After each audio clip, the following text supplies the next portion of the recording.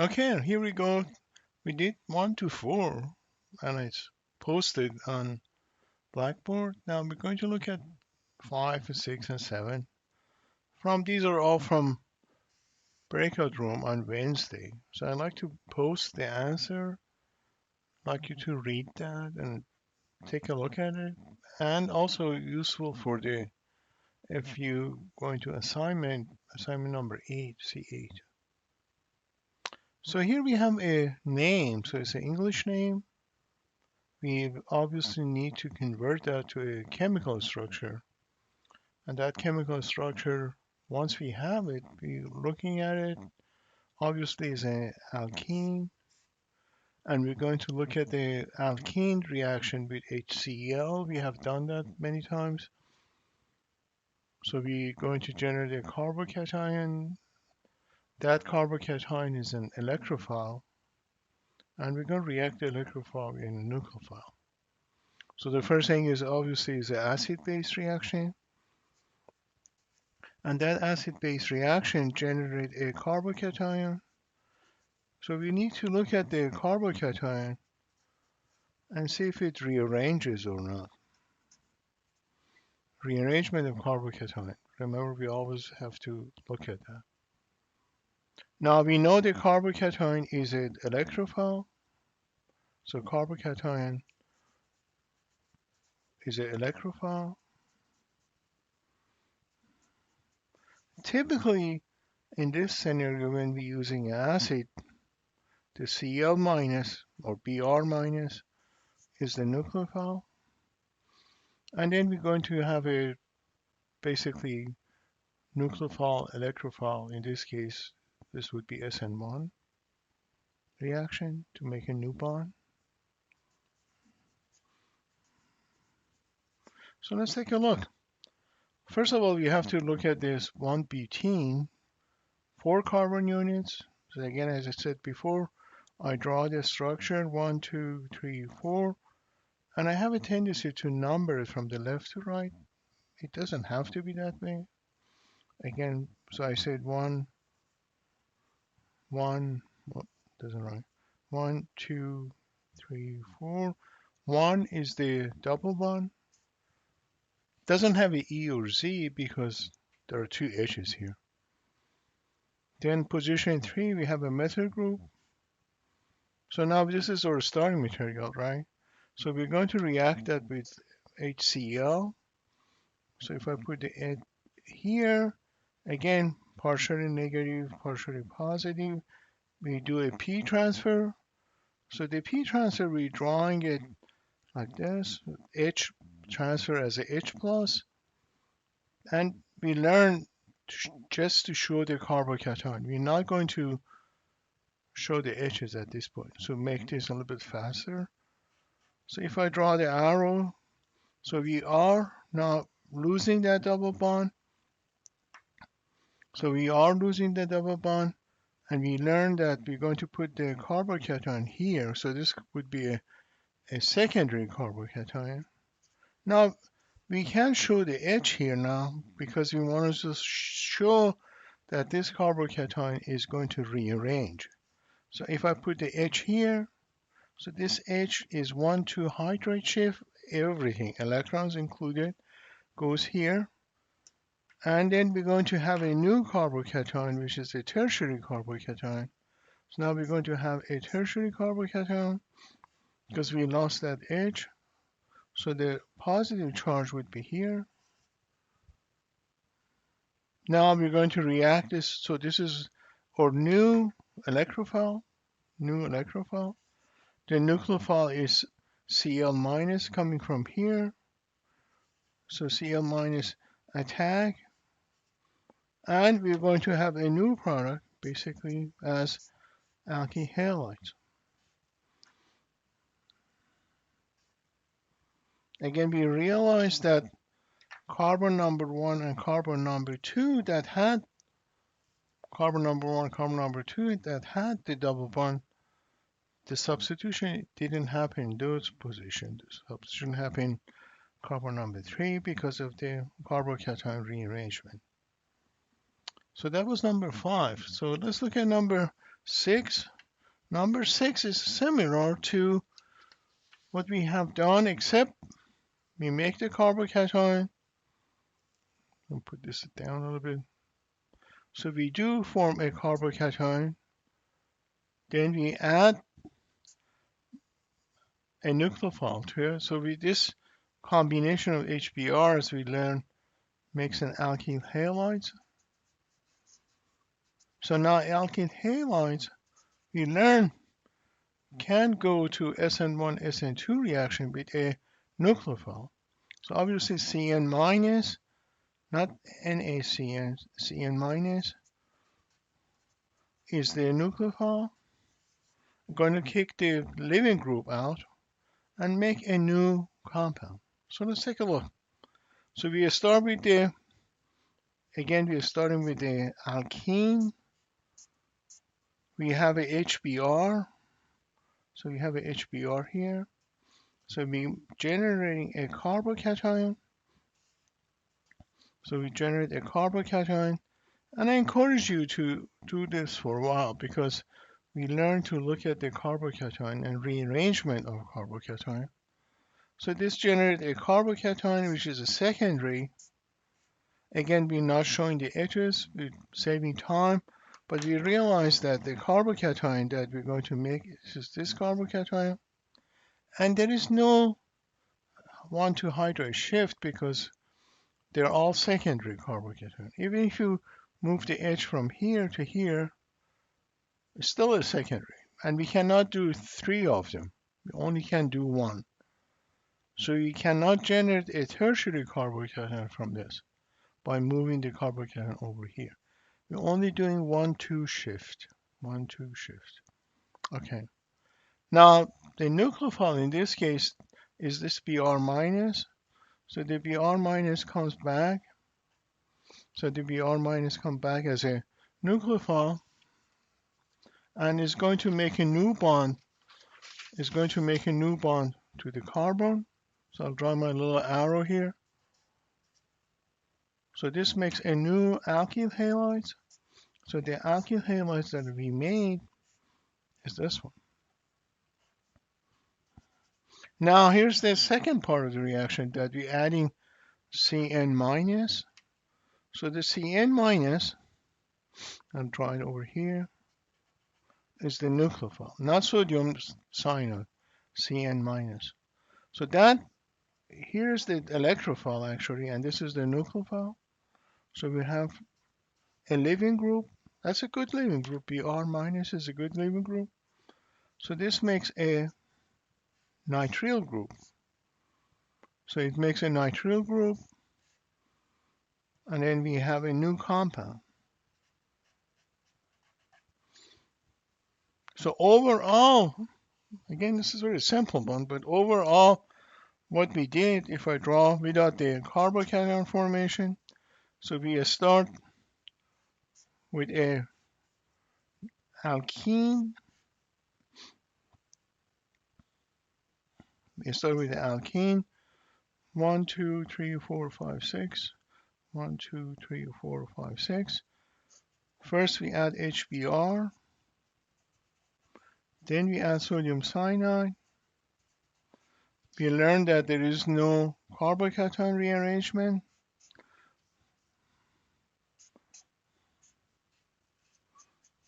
So final product was a nitrile group. So if you're comfortable and the problem doesn't ask you for mechanism, you can draw it directly like this, knowing that the Br was there and replaced by Cn. So this was problem number 6. So let's look at problem number 7. Problem number 7, going back to going back to the bulky base. We learn in bulky base scenario, move this a little bit down. We learn in the bulky base. So this is a bulky base. Bulky base. So bulky base generate a less substituted alkene. So we remember less substituted alkene. and the chemist was Hoffman. So this was a Hoffman elimination. Hoffman elimination.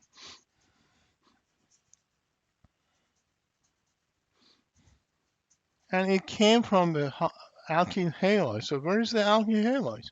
So alkyl halide is made here. So alkyl halide was made here, and the alkyl halides went to a change, and we made a different alkene. So this is a scenario that we can change where the alkene and double bond is here. And we say it's going to move over here. So to me, it does help if I draw the carbocation and see if that carbocation helps me to find out what the final product is going to be. So if I add HI to this double bond, again, like we did before, it generates an alkene, it generates a carbocation, and that carbocation is going to go some rearrangement. So this is again, we're not showing the H's. So this is my carbocation, it's a secondary carbocation. So I can move the H from here over here to make it into a tertiary. Move the paper up, make it a tertiary. And again, not showing H's. So we're going to draw a tertiary carbocation, from a secondary carbocation. Now the I minus is still there, so the I minus comes back. I minus comes back as a nucleophile. That's where we're going to make a new alkyl halide. So this new alkyl halide is a tertiary alkyl halide. It's a tertiary alkyl halide. So we can look at it as different ways. If we have a bulky base, If we propose this would be a E1, we're going to make the carbocation. If we propose this is a E2, we're going to do the bulky base coming and remove the H. So let's do that. Propose it as a E2. You can do both. So the O minus now comes as a bulky base. Remove the H. Make a double bond here, and I leaves.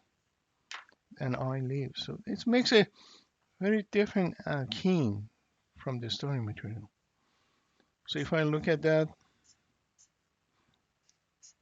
so make something like this as an alkene. So if I draw overall reaction here, so we start with this alkene. It's very different, right? We add HI to it, make a new alkyl halide, follow that by a bulky base, and we made a completely different alkene from it. So we rearranged the alkene actually at the end. So that was problem number 7. So number 7 is telling us we generate alkyl halides, and that alkyl halide went to elimination and make a new alkene. Problem number 8. Problem number 8 is similar to this, but not exactly the same. Problem number 8, we are asking ourselves, what will happen if you add HCl and a bulky base to this alkene? Now the product is not given to us here, so we really need to look at the. So again, first thing we learn from this kind of reaction is the HCl makes a carbocation and alkyl halides. So we look at alkyl halides. Does it rearrange or doesn't rearrange? We need to check.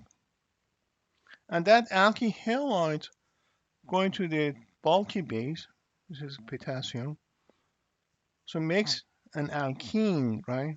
Alkene. And this alkene is a Hoffman Is that 2F? Yeah, 2F.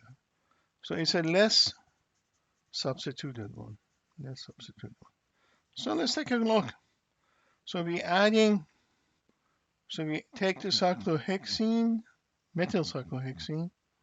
Again, we're not going to show the H's at this point, but we're going to show the HCl. So the HCl, remember we do a P transfer, make a tertiary carbocation, not showing the H's, right? So this makes a tertiary carbocation, which is very stable. So we make a tertiary carbocation. That tertiary carbocation is going to react with the Cl minus as an electrophile and nucleophile. So it makes basically a alkyl halide. So draw the alkyl halides here. So we have a Cl here. So let's spend a little bit more time here. So if you have a bulky base, it's going to remove H's. We have H's here, and we have H here, 2 H's and 3 H's there. Which of those we're going to remove as a P transfer? If you remove this H, so you make a double bond here, which is less substituted. If you move H from here, we make a double bond here, which is more substituted. So the H here, we need a regular base like sodium methoxide, etc. Now we have a bulky base, so the bulky base is going to remove this H, not this one. So let's redraw this to make sure doesn't make any messy thing. So I'm going to redraw it with the H. So we have a H here.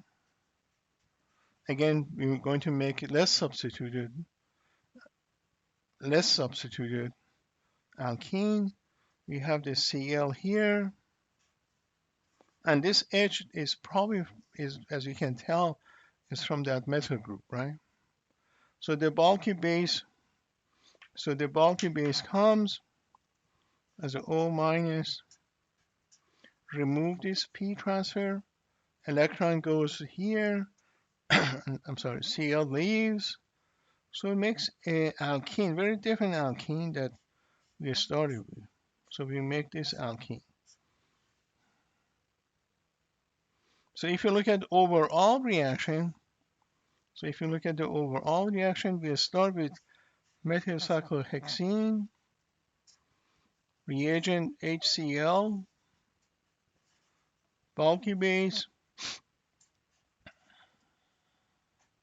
So we really changed where the alkene is. So we move the alkene, basically double bond to the methyl group. So it's one way to do that, right? Now what's 9? Oh, 9 is something with the alkyne. We haven't talked about that yet. So in the alkyne scenario, we learn new things. So let's look at this one. Alkyne, we learn in alkyne scenario that something like this, we remember these are on the same side. So it's either cis, we call it cis, and this starting material is a trans, because the two methyl group are opposite each other, and here they are the same side. The other name for this we learned was a Z isomer, and this was a E isomer. So a couple things we need to remember. First is one of the way to learn at this point, maybe it's just the only way at this point, to make a Z isomer, we start with the alkyne, add sodium or lithium in liquid ammonia to make a Z isomer. So we use that, we learned that, right? So how would I go from a alkene, so this is an alkene, right, to an alkyne, and then from alkyne go to a different isomer. So that's what we're learning today. So we said that if you take a alkene like this one, add bromine to it, bromine, right? Remember? Then we have a dibromo compound. We have a dibromo compound, not showing the stereochemistry, but we have dibromo compound. And remember, each of those have H's, right? We have a H here, and we have a H here. Now, if you use a very strong base, like sodium amide, two of them, 2 moles of it, which is NH2, NH2 minus.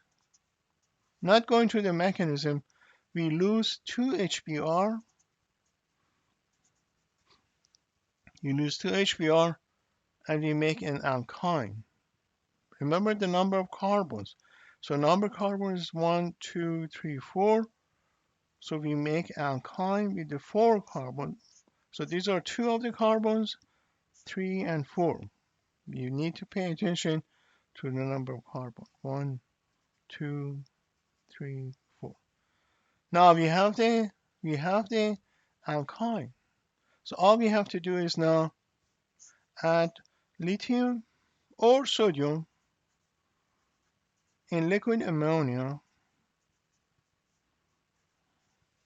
to make a, remember there is no hydrogen here, but we're adding H2 to this triple bond. So we make the right isomer, we make the Z isomers for this reaction. And there are basically 2 H's here and here, which usually we don't show. So that's what we did. So we basically, if I overall reaction, we started with the double bond as a E. What we did, we add first bromine, then we add 2 moles of sodium amide to make the alkyne. Then we add the lithium, let's say lithium in liquid ammonia, and that was converted to a, going from a E isomer to a Z isomer. So we learned in this reaction how to convert an E isomer to a Z isomer. So that was number 9. So number 10, again, it's a little bit different, but we can look at it. So number 10, we have coming with a new reagent we haven't seen yet, but we have seen something similar to that. So if you look at the bromine and chlorine,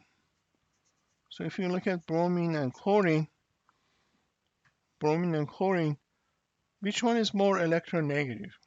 Chlorine is more electronegative than bromine because it's higher as a periodic table.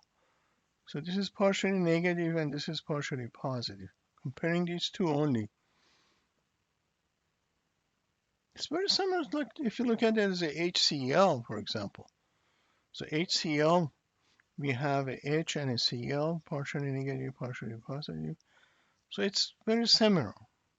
And we learned that when we adding bromine, Br and a Br, the mechanism for that side is Br, it looks awful. Br and a Br. 1 point, one of them is partially negative, one of them is partially positive. And we're going to go back later on to review those mechanisms. What we're starting with, methyl cyclopentene, which is very similar to methyl cyclohexane that we did before. So let's start with the methyl cyclopentene. So we have a methyl cyclopentene, adding a compound which is bromo, so it's a bromo Cl. So in bromine, we decide bromine is at partially positive and Cl is partially negative because it's more electronegative. We learn these reactions are a little bit different. We learned that this bromine, let's say we bring the bromine from the bottom of the cyclopentene, So it attacks to both of them, make a bridge compound, if you remember. So we're making a bridge compound. So the bridge compound, for this sake of argument, we say the bridge compound is underneath the paper, So we draw it like this. And then the methyl group, if the bromine comes from the bottom and still has the Cl, if bromine comes from the bottom, it's going to push the methyl group up, coming toward us. This is one scenario. So the other scenario would be Br on top. So let's finish this scenario. Now Br, as you can see, now has 3 bonds. So that Br is positive, actually. And it's going to lose that Cl.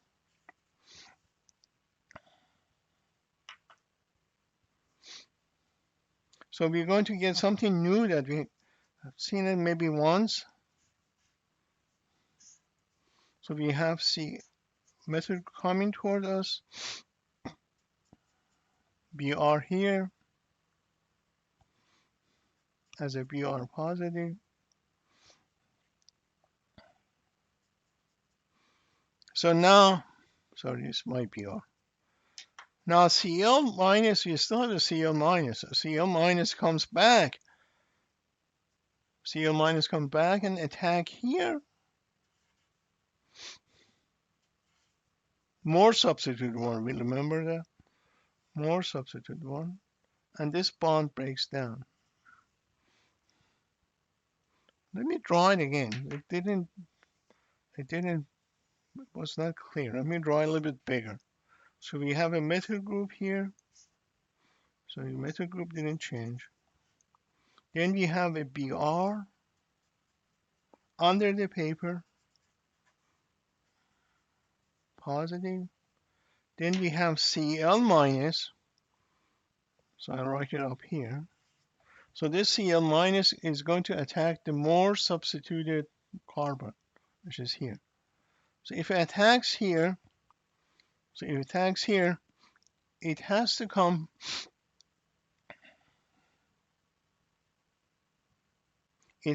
from the top because the bottom is taken. So it attacks here, push methyl group away from us. So methyl group goes under the table. So let's draw that.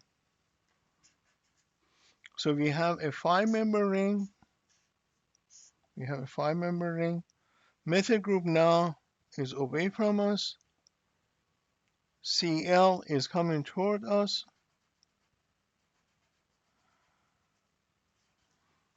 Methyl group away from us. And Br is still, oh, I forgot to arrow for that. So the arrow goes here, and the Br is still away from us. So the end result, if you recall, is when we're adding 2 Brs, the Br and Cl, or Br and Br, were opposite each other. This is the same case here. Now we could have back here, and this bridge compound would have been coming toward us, methyl group away from us. So we would have made the enantiomers of this, basically, right? So we always have this compound plus enantiomer. So what we learned here was that adding BrCl, Br was positive, right? Br was positive, partially positive, and Cl was partially negative. So Br sort of act like H. We talk about that. It was added here, and Cl was added there. So it's a new one. So instead of adding HCl or HBr, we adding BrCl. We remember the makes a bridge compound. Not a carbocation. And that's the product that we're making for the number 10. The next one is number 11. So number 11 asking us an alkene, and this alkene is going to, what we need to add to make it into a meso compound. Remember, meso compound was a compound that was symmetrical, and one half of the molecule was mirror image of the other. One molecule was added to it. And the two have to be a center, right? They have to be a center. Now, if you add hydrogen gas, it doesn't really make a meso. Let's look at that. So if I add hydrogen gas here, hydrogen gas and palladium, platinum does add syn addition. So we add H here and H here as a syn addition. But the molecule doesn't have any center. The molecule doesn't have any center. So we cannot really be meso. We have to have a center. But what if we add deuterium, D2? So if you add D2 to this, and platinum, remember D9 is different than hydrogen. So that generates a compound which have a plane of symmetry. So let's say we add D here and a D here. We still have the H, right? So the two centers are chiral or asymmetric center, but the molecule has a plane of symmetry, so it's a meso. So the answer for question here is adding D2 and palladium to make a meso compound. Now, question 12, we're back to carbocation and rearrangement. I think that was the last question I posted for the breakout room. Again, we're going to look at the making a carbocation. So I draw the alkene. Again, we're not going to show the hydrogen, but we're showing the carbocation. So we're adding a Br, HBr to it. And again, H is a P transfer, partially positive, negative. Remember, this is a base, right? And this is the acid. So we're not going to show the H's, but we're going to show the carbocation. So this carbocation, so we have a carbocation here, is a secondary carbocation. We have the H. We have the H ready to make it into, a tertiary carbocation. 1,2, remember 1,2 hydride shift. So this makes a carbocation as a tertiary carbocation.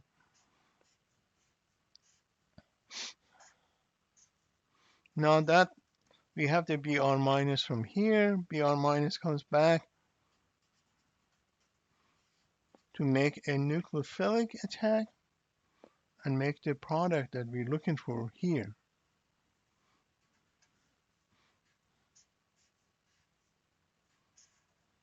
Okay, but how about the six-member ring? So the six-member ring,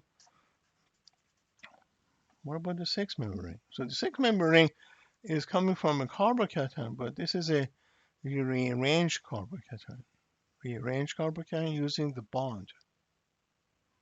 And the trick for that, as I said many times over, a couple times in the class and everything else, is to moving the bonds and make the bonds a little bit look different. So let's redraw this one. It's secondary carbocation.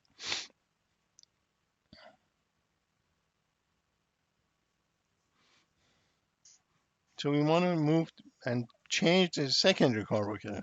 The secondary carbocation needs to become a little bit more stable. So this is my carbocation. So I put a circle here, maybe a triangle here, and a square here. So I want to move the bonds to make it into a six-member ring. and see where the new carbocation is going to go. So if I move this bond here, and I said many times, draw it ugly first. Draw it ugly first. So I'm drawing it again. So I put my square was here, triangle was here. So again, I draw it like this, right? Put my scores back here. Now the square is now, I'm sorry, the circle is now attached to the square. So I draw it like this. Ugly, but it's six member, right? Now I have to decide where the new carbocation is. So new carbocation is going to be here because that lost a bond and has only three bonds. One of them is an H. So I draw it again, a little bit nicer looking. So I draw it like this. Then I put my triangle back. So I put my triangle here, my circle, I'm sorry, square here, and circle here. So I still have that method group, right? And now carbocation is here. I still have that H here, right? I draw it here. I have the H here. So again, we do a 1-2 hydride shift. Move it over here. Now I make it from a secondary carbocation into a tertiary carbocation. Let's draw the tertiary carbocation. So the tertiary carbocation, put my tongue triangle square here. So the square now, squared, yes, is the carbocation, and so comes here.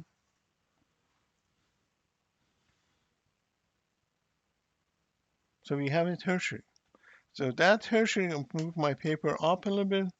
So that tertiary is going to react with the Br minus. Remember, Br minus is my nucleophile. So the Br minus comes, attack here, and running out of room, but I'll draw it here. So we have a six-member ring, method group, and a Br here. So that explains the product that we were looking here, the six-member ring and the Br there. So that concludes the breakout room homework. Please take a look at it. Practice, practice, practice. It's good for us to do a lot of practice. Thank you.